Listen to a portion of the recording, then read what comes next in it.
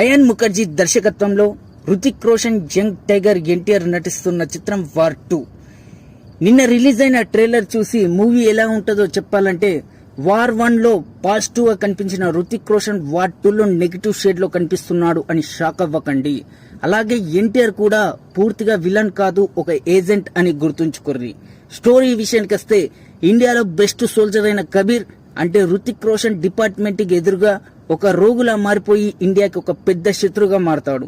దేశద్రోహిగా మారిన కబీర్ వల్ల వచ్చే ఆటంకాలను ఆపడానికి, అలాగే కబీర్ ను అరెస్ట్ చేయడానికి ఏజెంట్ అయిన విక్రమ్ అంటే ఎన్టీఆర్ ని అపాయింట్ చేస్తారు. బెస్ట్ సోల్జర్ దేశద్రోహిగా ఎలా మారాడు, ఏజెంట్ విక్రమ్ కబీర్ ని ఎలా అడ్డుకున్నాడు, వీళ్ళిద్దరి మధ్య జరిగే వారే ఈ వార్ 2 మూవీ. ఈ స్టోరీ చూస్తే ఎన్టీఆర్ హీరోలా, హృతిక్ విలన్ లా కనిపిస్తున్నారు అని అనుకోకండి.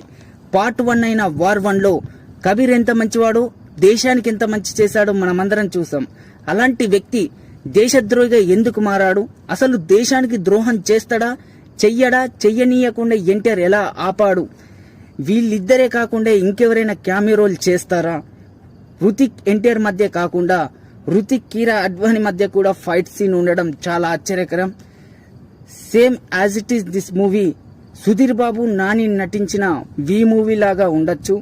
అలాగే త్రిపురలో కొన్నిసార్లు ఎన్టీఆర్ కరెక్ట్ అనిపిస్తే, మరికొన్నిసార్లు రామ్ చరణ్ కరెక్ట్ అనిపిస్తుంది. ఈ మూవీలో కూడా ఒక్కోసారి ఇద్దరు విలన్లా కనిపిస్తున్నారు, మరొక్కసారి ఇద్దరు దేశభక్తులాగా కనిపిస్తున్నారు. చివరికి ఏం జరుగుతుందో, ఎలా జరుగుతుందో తెలుసుకోవాలంటే మరికొన్ని రోజులు ఆగాల్సిందే.